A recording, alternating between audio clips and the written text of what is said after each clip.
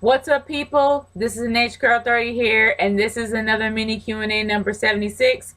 And yes, Pete Yorn is here to stay, at least for now.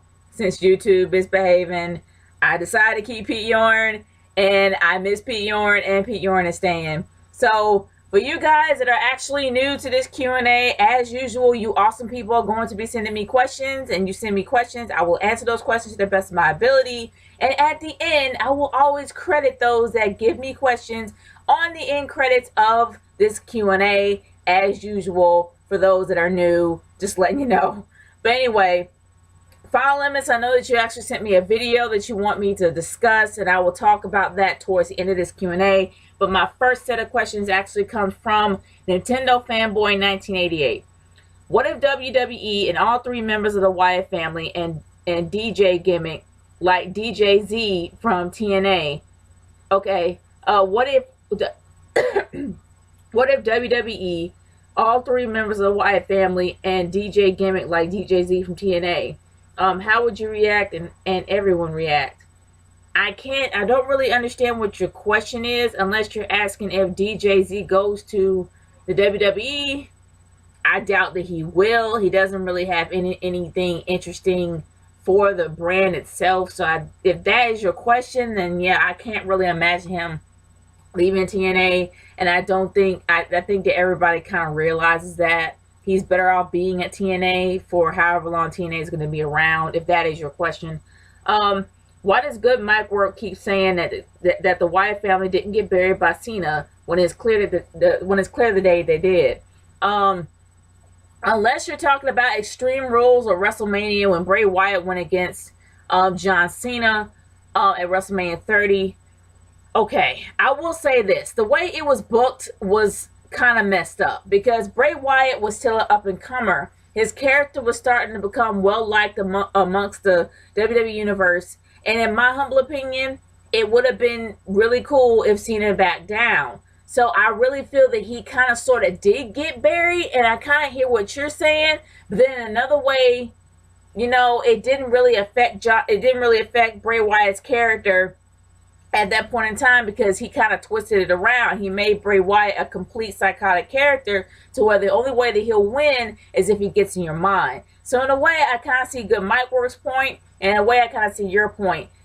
Technically, he kind of did get buried because it kind of backed him down for, not at first, but as time went on, when he started getting more losses. I don't think it was Cena's that contributed to the fact that Bray Wyatt and the Wyatt family was slowly starting to roll downhill and become kind of into obscurity. It's because of the lack of wins. Not only the lack of wins, it's also the fact that the music for Rowan and Harper was kind of off. Then Bray Wyatt had to go to extremes to get people to notice him. Not to mention they thought his things were boring. And the fact that he had no wins, he couldn't really back up everything that he was saying. So I think that kind of led to that happening. But at first, I will say that, yeah, technically Cena kind of did. I guess I can't really say buried him because it was a good match. It lasted longer than, 5 minutes. But yeah, it should have ended in a better way. I'm not going to really say he got buried, but I do see both your points. So I know that sounds really confusing. But I will say that good Mike Work has a point saying that John Cena didn't get buried. I mean, that John Cena didn't bury Bray Wyatt or the Wyatt family because, well, technically Bray Wyatt didn't completely disappear into obscurity after that, and it wasn't like a burial match that lasted only 2 seconds. So you can't technically say that was a burial by John Cena. But I do see your point that John Cena has a tendency to cause other people's careers to decline after he beats them. That's just something that happens. I don't know why, but I see exactly what you're saying. I hope I didn't really stick too much on that question, but I really do understand what you both are coming from. Do you think the WWE was better once that disgrace called Vince McMahon dies? Okay, do you think it will get better once Vince McMahon dies? I'm not going to really call him a disgrace, but I will say that Vince McMahon really did come up with a lot of innovative and creative things during the Attitude Era with this aggression era. There was a lot of leeway around that time. He wasn't afraid to go for broke because they were going to be broke because they were getting beaten in the ratings. But I will say that even with Vince McMahon gone, if he retires or whatever, I really am not sure what direction it's going to go, because right now it's hit or miss with Triple H. And Triple H technically doesn't really have a huge business background. I don't think he went to school for business, unlike his wife that actually did go to college for business, while Triple H did not. He went to school, he graduated from high school. I don't think he had a college background. And it's always a hit or miss with him. But it's something that you learn moving on down the line. It's something that you always learn working in a company. But it's always going to be hit or miss. So you can't necessarily say that Vince is going to be something that made it bad, or Triple H is going to be something that made it great. It's kind of like I'm in between right now.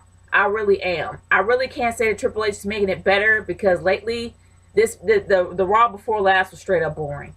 And this Raw, the season premiere, was actually a pretty good one. It's always hit or miss, so you really can't say. I know I can't say, at least at the moment. Did you watch the 2014 VMAs? And if so, didn't the guy who was with Miley Cyrus look like Kurt Cobain? I'm not going to say that he looked like Kurt Cobain. He just looked like some random dude. And I think finding out later on down the line that he was homeless for a reason. This guy was on the run. He was on the run from police. He had 3 outstanding warrants against him, and he was supposed to go to jail, but he's been running from the law. So I guess it's kind of backfired in the face of Miley Cyrus, because the dude's in jail right now, for what I've heard. But either or, no, I don't think he looked like Kurt Cobain at all. And not in my opinion. I don't think he did. Great set of questions, man. Excuse the allergies. Moving on to my next set of questions from Regional D Huff. What if Scott Steiner had a DJ gimmick, and how would that be? It would suck. Because let's face it, Scott Steiner is not a DJ. Scott Steiner is Big Papa Pump. Scott Steiner is a guy that will beat you down with those genetic jackhammers on his arms. Like, it's something that is just not him. It would not work out. What if AJ Lee had a DJ gimmick? That would be weird. Because AJ Lee, I mean, she claims herself to be an overall geek, nerd, technical kind of person. I have no idea. But all I know is that I can't imagine her being a DJ. Not for a second. Especially the fact that she skips around like a 12-year-old. She'll probably play like 12-year-old songs. What if Cesaro got a limo driver gimmick? You're like full of gimmick questions today, man. That would be weird. And that really wouldn't work. Not with somebody like Cesaro. He's way too prideful. What if Cena was revealed to be the man in the bunny suit? He's way too big. He's way too jacked to even fit in that thing. He will rip it in half. So I doubt that. I still think that it's the Heartbreak Kid, but that's just me. Is Adam Rose a failure? I'm not going to say that he's a failure, but his gimmick is failing him. It was to the point where his gimmick was actually fun and you could really get into it, and it was great to actually watch somebody like that. I haven't seen a gimmick that fun since The Godfather a long time ago.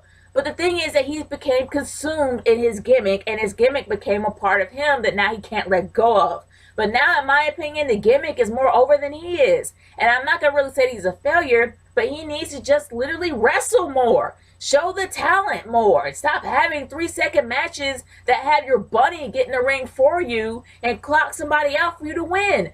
Actually have a match that lasts more than 5 minutes. Then you'll be more over than your gimmick. But unfortunately, that has not happened yet. I'm not going to say that he's a failure, but he needs to rethink about what he's doing. Seriously. And my final question for the YouTube session actually comes from Shororo Haroror. I hope I said that right. I can never say it right.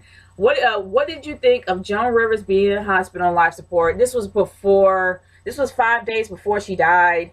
For those that don't know about what happened to Joan Rivers passed away on Thursday from complications of throat surgery. She ended up somehow, her heart stopped and she stopped breathing, and then she was on life support for about a week, and then she expired this past Thursday. She passed away. When I heard that she was actually she actually had her heart stop, which right after I saw her special about the VMAs. So it was like kind of surreal to know that she was in the hospital for that long, and actually went on the life support after having throat surgery. And it was kind of heartbreaking. I remember like seeing I had a lot of great moments watching Joan Rivers. especially when my mom allowed me to watch her. But I remember her when she was on late night for the brief stint that she was on there, as well as her being in the Muppet movies. I mean, I love Joan Rivers. I really did. And I love her on Fashion Police. But it really broke my heart to know that her heart stopped. And she stopped breathing right when she went into surgery.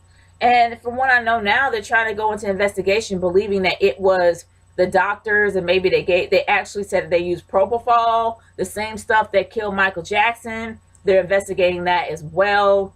But all I know is that she was 81 years old. God rest her soul. She's with the Lord now, and her face is probably as perfect as ever now. So she don't even need throat surgery. She's with the Lord there, and her whole body's healed. Praise the Lord for that. But God rest her soul, and it broke my heart that she did pass away. And I was shocked when I found out she was on life support for the first time. What about Jake the Snake? The Jake the Snake being in the hospital in a critical condition. That's one thing I did not know. Good grief. That breaks my heart too. I love Jake the Snake Roberts, but I know that Jake the Snake had health problems for a while now. But I pray, all we can do now is pray for his healing. I have no idea what's happened since then, but all we can do is pray for him right now. And I pray for Jake the Snake Roberts, for him to have a really speedy recovery. My goodness, I did not know that. Did it ever bother you when people make excuses for John Cena, for when John Cena buries talent and will never stop, or will he keep ruining careers by the time he's Hogan's age? I'm not going to say that John Cena has the ability to ruin a career. He has the ability to make it stop, and go slowly. Like, if you're at a fast pace in your career, once you wrestle John Cena and lose, for some reason, your career starts to slow down. But I don't think that John Cena has the authority, let alone the power, to completely annihilate somebody's career. I don't believe that he has that. And I do say this. I don't like the way he's booked. I got no beef with John Cena. I will say that some of the things that he talks about on Raw kind of contradicts the way he is on Total Divas. But either or, I don't like the way he's booked. I don't like that he's booked like a superhero every single time. I would like to see Cena fall. I would like to see Cena be human and go through tribulations like everybody else. I'm not going to say that I want his career to be stagnant, but I would like for him to actually be human every once in a while. But besides all that, when he actually does wrestle somebody, he doesn't necessarily put a lot of people over. I will say that he puts people over that he has respect for. So he had respect for Daniel Bryan to back off, for Daniel Bryan to have his moment to shine before he had his neck injury. I will give that to him. But majority of the time, yes, I do agree with you that John Cena doesn't put a lot of people over, especially Bray Wyatt at WrestleMania 30, when the whole overall theme was for change and the future to continue. And Bray Wyatt should have won. And they actually should have had Bray Wyatt win on the third pay-per-view of the year after they started over, or probably led it on to SummerSlam instead of him losing to John Cena only for him to win Extreme Rules under a child that acted like, I don't know, somebody from The Omen. Like, seriously, like Damien from The Omen. Like, it was kind of a cop-out win. But yeah, I really do feel you when it comes to that. And I really don't agree the way that John Cena is, you know, the way that he wins and the way that he actually does make careers slow down after he beats somebody, especially if they're not a vet. Like, if they're coming from NXT, lose for everyone. Lose at least 2 matches. It won't hurt you, especially when it comes to Bray Wyatt, and his character is starting to literally move up, like way up into the stratosphere. Back off and let these guys win. It's your job to put these guys ahead of you, because in the end, you're not going to be wrestling for long. With all the injuries that he has, he's not going to be around that long. So it's time to let the future go ahead of you. But I do feel what you're saying, man. I really do. And I'm not going to say that it annoys me about people when they actually defend themselves about John Cena. It don't really annoy me at all, because everybody has a right to their opinion. But I will say, just like I said before, I don't agree with the way he's booked, and I don't agree with the way that he's always beating people that come straight out of NXT. I think that's wrong. But everybody's entitled to their opinion, and I hope I didn't go too long on that. But moving on to the last question that I have for this Q&A, it comes from Final Limits. Final Limits actually sent me a video via Facebook, and I did see it, and I will say this. when you're a teenager, and if you're a teen in the hood or in the projects, whatever may have you, in the poor area of the world, whether or not you in St. Louis, whether or not you in Chicago, if you're in the poorest area, the poorest side of town, and you're constantly harassed by the police, and you constantly have the government abuse you and take advantage of you, you're gonna be fed up. And with those kids in St. Louis, it seemed to me that that dude was fed up. He is young, and when you're fed up, you're fiery. When you're fiery, you're passionate. So he has every reason to say how he feels, and I understand that. But the one thing I'm going to say is he ain't ready for that war. He ain't ready for that battle, and he is not in control. Neither is anybody in the government right now in control. They're over. There's somebody else way over there, but that's my beliefs. And it all depends on what you believe in, who you believe in. It's all about that, in my opinion. But honestly, that dude ain't ready for that war. He ain't ready to move forward. He's fed up and fiery, but once he get in that war, he ain't going to know how to start. He ain't going to know how to start, let alone fight.